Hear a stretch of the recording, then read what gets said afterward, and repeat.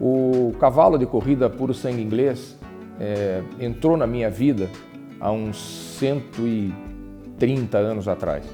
O meu bisavô, Coronel Abelardo Marques, uruguaio, era um caudilho, um chefe político na região de Rivera, fronteira com Santana do Livramento. E já tinha cavalos naquela época nessa região no Uruguai.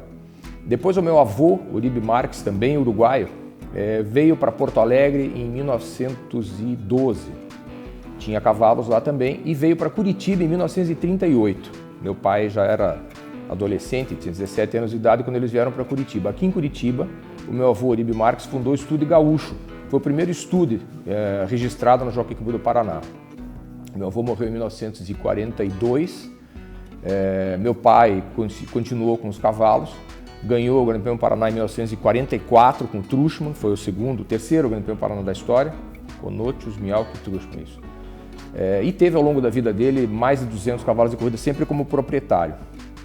As lembranças que eu tenho minhas... Bom, a primeira eu não era nascido ainda, até uma fotografia que eu não consegui encontrar, que meu pai e minha mãe estão na pista aqui no Tarumã com um cavalo e minha mãe está grávida de 8 meses, então a primeira fotografia eu estou em útero ainda. Mas depois, fiz praticamente a minha vida toda ligado ao cavalo de corrida, primeiro como aficionado, claro, filho de proprietário, depois como pequeno proprietário, até que em 1984 comecei profissionalmente, né, junto com o meu sócio Eduardo Bufara na agência TBS, e de lá para cá nós temos sempre de maneira, não diria artesanal, mas incipiente, criado e corrido os nossos cavalos quando é possível. Então o turf está na minha família, eu já sou da 4ª geração, meus filhos são a 5ª geração e é sempre um grande prazer e um grande orgulho fazer parte dessa gigantesca família que orbita em torno do maravilhoso cavalo de corrida e das não menos maravilhosas corridas de cavalo.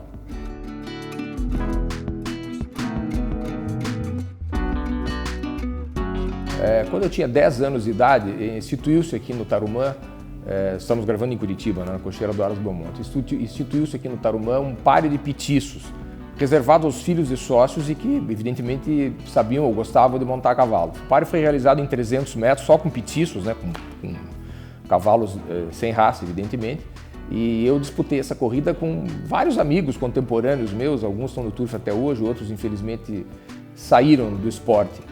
Tinham, se não me falha a memória, 11 ou 12. E eu montei uma petiça chamada Rosa Rebelde, ela tinha uma orelha troncha, assim. Na realidade eu ia montar um outro petiço chamado Rony, eu até que batizei o petiço de Rony porque eu era fã do Rony.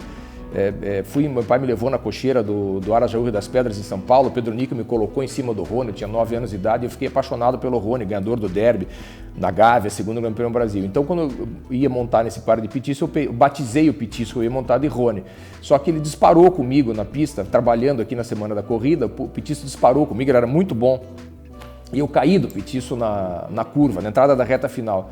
Vejam que jockey perdeu o mundo, né? E quebrei uma costela, triquei uma costela, fiquei com medo do petiço. E aí meu pai arrumou outra petiça para montar, mas isso foi nas vésperas da corrida e era uma petiça horrorosa, chamava-se Rosa Rebelde.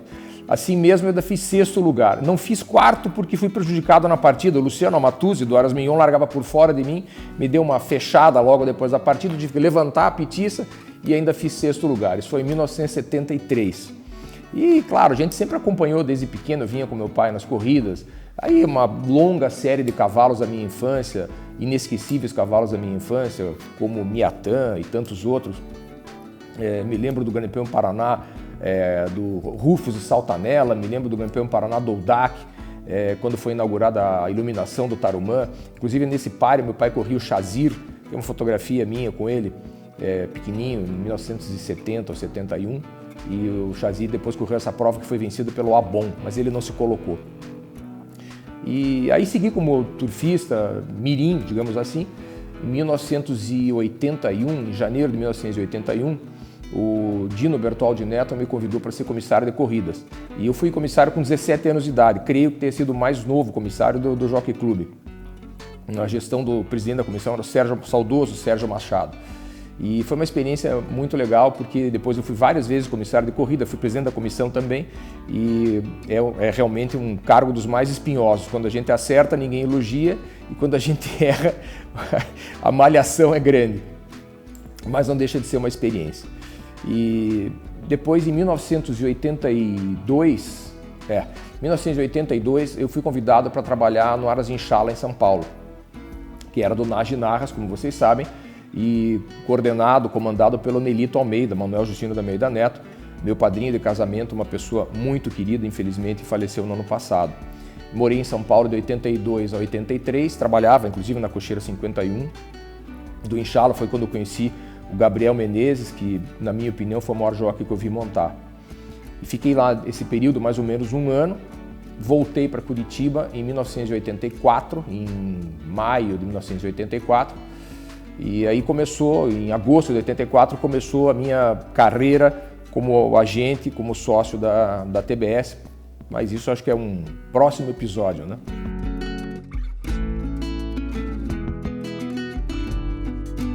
Em agosto de 1984, juntamente com meu amigo de infância e desde então meu sócio, Eduardo Bufara, nós fundamos a agência TBS aqui em Curitiba. E foram de lá para cá 330, como de ontem, sexta-feira, tivemos mais um leilão, 332 leilões aqui no Brasil, mais 11 no Uruguai. E claro, como qualquer trajetória profissional, sempre há altos e baixos, né? A vida é feita assim. Tivemos grandes leilões, outros leilões fracos, vendemos grandes cavalos e vendemos muitos matungos também, como qualquer agência em qualquer lugar do mundo. Mas eu creio que no cômputo geral, até se levando em consideração que o turf é um negócio de alto risco, eu acho que a gente pode dizer que a TBS é uma agência pé quente. Nós vendemos, como eu estava dizendo, muitos cavalos bons e também muitos cavalos ruins. Infelizmente, é claro, como qualquer leilão, mais cavalos ruins do que cavalos bons. Mas vendemos, por exemplo, 2 ganhadores do Latino-Americano, 2 do Pellegrini, Campeão Brasil, Campeão São Paulo, Paraná, Bento Gonçalves, os 2 últimos tríplices coroados paulistas. Então eu acho que a TBS tem essa mística de ser uma agência pé quente. Foram, como eu falei, quase 350 leilões em 36 anos, dá uma média aí de quase 10 por ano. E ao longo desse tempo, praticamente, eu tinha feito esse cálculo até pouco tempo atrás, 13 mil cavalos vendidos. É uma trajetória realmente longa. Mas eu gosto de pensar que nos trouxe mais alegrias do que tristezas. Cada vez que um cavalo vendido pela TBS ganha, é sempre um prazer para nós. A gente curte essa vitória como proprietário. E só você que está me vendo, que sabe o que é um cavalo de corrida da gente, ganhar uma corrida, sabe o que é essa emoção, é realmente muito bacana. Então tem sido uma experiência ao longo desse tempo todo gratificante e espero que continue sendo nos anos vindouros.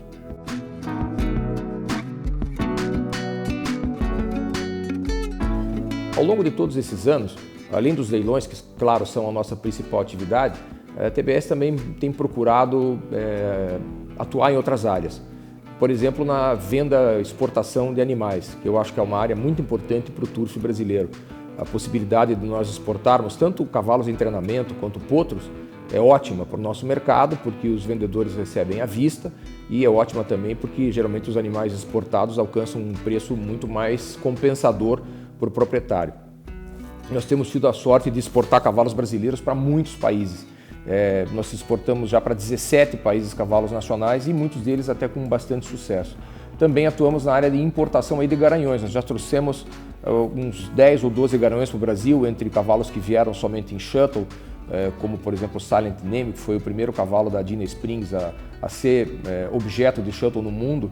A Dina Springs ganhou 9 estatísticas em 10 anos nos Estados Unidos. E mais recentemente o Forestry, que é um cavalo maravilhoso, até o ano passado era o cavalo brasileiro com mais alto índice de classicismo, 40 e poucos %. Então isso é uma área que a gente também tem procurado trabalhar bastante. E nos últimos anos também a gente tem procurado expandir isso, nessa parte de atuação internacional da agência. Agora, recentemente, há um mês atrás, o Henrique, meu filho mais velho, foi para o Kentucky, está morando lá, vai ficar lá um ano. Eu acho que vai ser uma experiência muito interessante para ele quer seguir na carreira. E recentemente nós contratamos o conhecido treinador Adityan Selvaratnam, que hoje está em Oman, mas que treinou 13 anos em Dubai, treinou na Malásia também, e então, contratamos ele para atuar nessa área na Ásia, que também é um mercado forte de exportação para o Brasil, especialmente para os cavalos que vão para Dubai, Catar, Oman, todos esses lugares a gente já exportou cavalos também. Eu acho que dessa forma, com o Henrique nos Estados Unidos e o Adityan nessa região do Oriente Médio, a gente pode tentar viabilizar maior número de exportações tanto de cavalos em treinamento quanto de potros de sobreano e eventualmente também trazer mais algum garanhão para o Brasil. Eu acho que são áreas de atuação interessantes para a nossa empresa e para o turf brasileiro. Um dos objetivos disso também é fomentar o nosso maior leilão anual. Nós temos o leilão internacional, que o ano que vem vai para a sua 5ª edição e, por sorte, temos conseguido atrair sempre muitos compradores de fora. O leilão internacional, até onde eu sei, é o leilão que mais exporta no Brasil. Exportamos 14 potros em 2018, 19 potros no ano passado, aliás, em 2019, nesse ano, majoritariamente para o Uruguai, que é o maior parceiro comercial do PSI brasileiro, mas também alguns para a Argentina. E quem sabe no ano que vem, em 2020, né, com o Henrique e o Aditya nos ajudando nos Estados Unidos e no Oriente Médio, a gente possa atrair novos compradores, novos agentes ou treinadores ou mesmo proprietários dessas localidades que possam vir a brilhantar o leilão e ajudar a fomentar essa importante área da comercialização do puro sangue inglês no Brasil.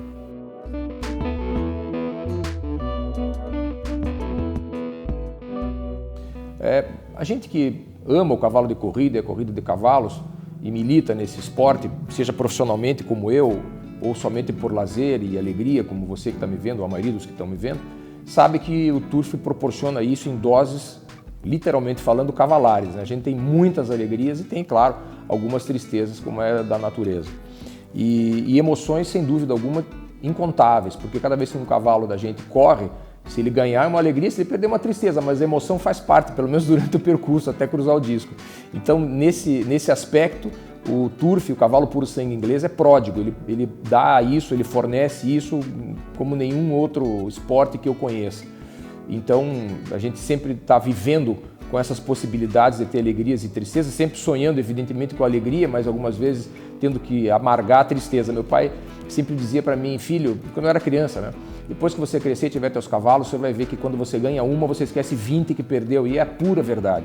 A gente ganha uma corrida, esquece todas que perdeu, e você compra uma égua prenha, já começa a imaginar que o filho dela vai ganhar o derby, que vai ganhar o Grande Prêmio Brasil. O turf realmente é maravilhoso. Eu, graças a Deus, nesses 36 anos de profissionalismo, e mesmo antes disso, como simplesmente aficionado ou pequeno proprietário, tive muitas alegrias, muito mais alegrias do que tristezas. Aliás, o cavalo, em geral, só nos dá alegria, né? Às vezes as pessoas que estão ligadas aos cavalos é que nos trazem certas tristezas. Na maioria das vezes é isso que acontece, porque o cavalo de corrida e a corrida do cavalo, a corrida de cavalo, elas dão muito mais alegria do que tristeza. Mas mesmo assim, somando tudo, eu acho que o saldo é muito positivo, felizmente. Vou citar duas grandes alegrias e duas grandes tristezas também. Primeiras tristezas foram perdas recentes, esse ano e no ano passado, da Tereza Camargo e do Eduardo Mufara. Foram as duas maiores tristezas que eu tive nesses 36 anos no turf. E também fora do turf, porque são pessoas, são parentes, são pessoas íntimas, enfim, não se resume a isso, mas como os dois eram turfistas e gostavam de cavalo de corrida, eu coloquei como as duas grandes tristezas desses anos todos. E para citar duas grandes alegrias, vou citar, sem dúvida alguma, o Much Better. O Much Better foi o melhor cavalo vendido em leilão na América do Sul em todos os tempos. Bicampeão do Latino, ganhou o Brasil, ganhou o Pellegrini, ganhou São Paulo, o primeiro cavalo brasileiro a correr o Arco do Triunfo. Foi um cavalo monumental sobre todos os aspectos e foi vendido pela TBS. Deu para nós todos muita alegria e muito orgulho também. E outra grande alegria mais recente foi com a nossa égua Explicação. Foi a última fotografia que o Eduardo tirou comigo quando ela ganhou a Taça de Cristal e foi tríplice coroada juvenil em Porto Alegre. E também quando ela ganhou 3 provas clássicas no Uruguai. Foram as primeiras vitórias clássicas da TBS fora do Brasil, o que é, sem dúvida alguma, uma alegria especialíssima. Notadamente na primeira, quando ela estreou no Uruguai, ela ganhou a poja de ponta a ponta. Eu estava lá com a minha mulher e meus filhos, foi realmente uma grande alegria, uma grande emoção.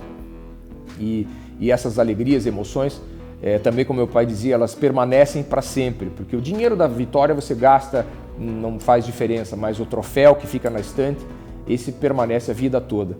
O turf realmente é maravilhoso. Depois de tantos anos, né, 36 anos de profissionalismo, a gente citar pessoas é muito complicado e o risco de se cometer injustiças é gigantesco. Mas eu não posso deixar de citar algumas entre muitas pessoas a quem a gente tem que agradecer, como clientes, como amigos, como profissionais. Então eu preferi resumir essa lista apenas em pessoas que já não estão mais conosco. Acho que é uma maneira, e mesmo assim eu sei que eu corro o risco de fazer algumas injustiças, mas acho que o risco é um pouco menor. Então eu vou citar 5 criadores e proprietários que ao longo de todos esses anos que a TBS existe foram assim, não apenas clientes fiéis, mas mais do que isso foram amigos. Foram pessoas que estiveram sempre conosco, que nos trazem muita saudade, nos fazem, não só a nós, mas ao Turf todo em geral, muita falta e que infelizmente já nos deixaram. Que são Heitor Baggio, titular do Aras Diamante, Nelito Almeida, Aras São Lázaro e Aras Inchala, Ciro Frari, do Aras Cifra, Cresos Camargo, do Aras Girassóis e Luiz Gurgel do Amaral Valente, decano dos criadores paranaenses do Aras Valente, e também continua. Aliás, os outros todos, felizmente, quase todos continuam, né, com herdeiros ou com parentes, mas essas 5 pessoas, esses 5 amigos, infelizmente, nos deixaram. Então, acho que eu posso citá-los e já, mais uma vez, peço desculpas porque provavelmente esqueci de alguns.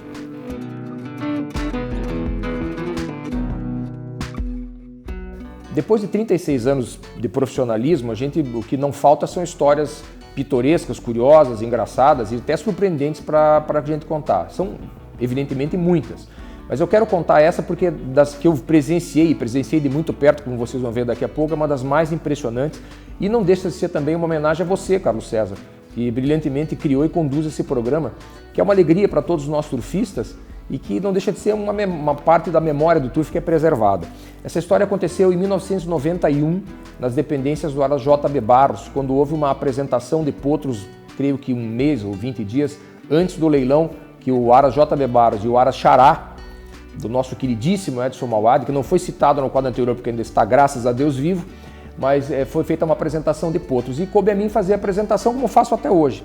E tinha na ocasião, creio que umas 50 pessoas, entre criadores, proprietários e profissionais, lá nas dependências JB Barros, um carneiro, uma ovelha, como queiram, maravilhoso, e a gente foi apresentando os potros. Lá pelo terço final, todo mundo sentado, o João, que era o gerente do Aras, trazia os potros e eu com o microfone ali comentava, esse é filho de fulano e beltrano e tal. Do lado do potro, o pessoal todo sentado. No terço final dessa apresentação veio um determinado potro. Eu falei do pedigree do potro, a mãe tinha sido recordista dos 1.300 aqui no Tarumã, ele já tinha um filho, um irmão que tinha 3 anos, 3 vitórias, um cavalinho pequeno, mas bom corredor.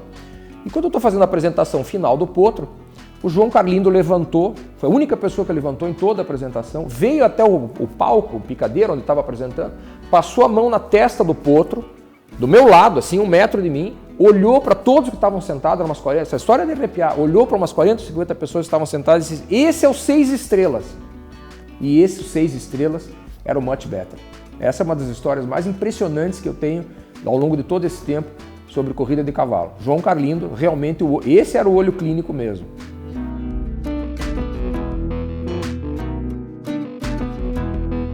O que eu vi no turf nesses 36 anos, me atenho só à parte profissional, né? Não ao turfista aficionado, mas ao profissional que desde 1984 está nesse meio. Vi muitas coisas. Vi, por exemplo, nos anos 80, o Paraná ter 230 garanhões, ou quase isso, ou mais que isso, 230 garanhões, os quais eram razoavelmente bons 5 ou 6. E hoje nós devemos ter no Paraná talvez 20 ou 30 garanhões, e são raros os que não são muito bons. Eu acho que no Brasil tinha 8.000, quase 9.000 éguas, hoje tem 2.000 e poucas.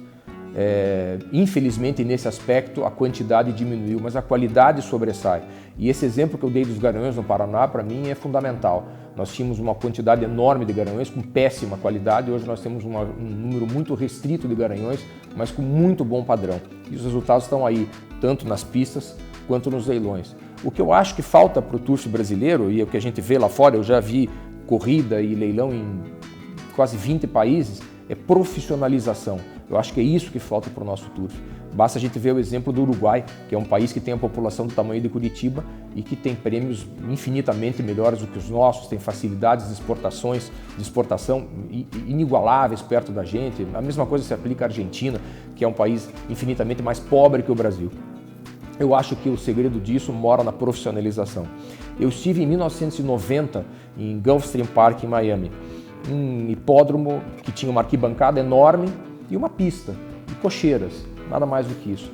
Eu voltei no ano passado a Gulfstream Park para assistir a Caribbean Classic, que foi uma espécie de embrião do clássico latino-americano que em 2021 será realizado em Gulfstream Park. É um assunto à parte, enfim.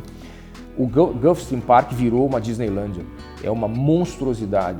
Tem N restaurantes, bares, teatro, cassino, lojas, karaokê, o que vocês imaginarem. Tem 2 estacionamentos, um de cada lado do hipódromo, que são como os estacionamentos da Disney. Ou seja, deixou de ser um simples hipódromo com uma pista, uma arquibancada e cocheiras e virou um centro de entretenimento monstruoso, cheio de gente, com uma quarentena que cabe em 500 cavalos de altíssimo padrão. Enfim, isso tudo é profissionalismo, isso não se constrói com amadorismo. E eu acho que é isso que ainda falta para o turf brasileiro, que nós sejamos mais profissionais. E vocês querem outro exemplo? Por que o Brasil continua trazendo éguas e trazendo garanhões? Hoje estávamos comentando 5 ótimos garanhões que estão vindo para o Brasil esse ano, 2 aqui para o Paraná e 3 para o Rio Grande do Sul, porque existe um mercado. E aí não é puxar a sardinha para o nosso lado, a TBS não é a única agência do mercado e muito menos está sozinha nisso, existem também agentes, mas tudo isso gira em torno da profissionalização. E a profissionalização que faz com que a gente tenha mais qualidade e a profissionalização que faz com que os criadores tenham retorno aos seus investimentos, porque se trazem garanhões e se trazem éguas, é porque vislumbram depois o resultado de venda desses produtos e também vislumbram os proprietários a possibilidade desses produtos serem exportados ou de ganhar grande prêmio e ter valor residual, valor mesmo comercial fora do Brasil. E isso só se dá com profissionalismo. É por isso que o turf evoluiu no aspecto de quantidade, mas evoluiu em qualidade. E é por isso que eu continuo sendo otimista e acho que com o passar do tempo nós vamos nos tornar cada vez mais profissionais e vamos fazer que o turf brasileiro seja cada vez maior.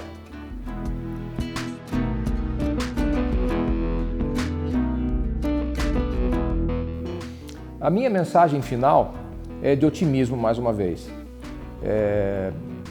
Como disse há minutos atrás, eu acho que o turf brasileiro já chegou num estágio, infelizmente num estágio ruim alguns anos atrás e começa a subir novamente. E eu tenho certeza de que vai ser brilhante esse futuro.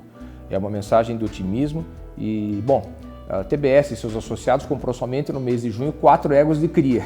Mais otimismo do que isso eu não posso dar como exemplo para vocês do que investir em 4 reprodutoras em um mês. Então eu acho que esse é o exemplo prático, né?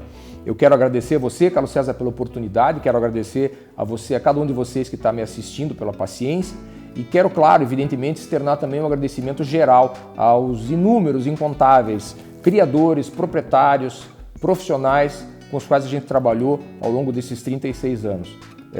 Como eu disse no início do programa, é impossível a gente agradecer a todos sem esquecer de muitos. Então quero deixar esse agradecimento generalizado a todos vocês, turfistas, que direto ou indiretamente nos acompanharam ou que estão militando no turf, independente de terem trabalhado, comprado ou vendido conosco. Acho que o turf é a união de todos nós e é só dessa forma que nós vamos para frente, é só dessa forma que nós vamos fazer com que a nossa atividade turfística seja cada vez mais forte. E um agradecimento final à minha família, minha mulher, meus filhos, enfim, toda a minha família, que sempre esteve comigo ao longo de todos esses anos, mesmo nas muitas vezes que eu tive errado. Obrigado a todos, viva o turf e vamos em frente.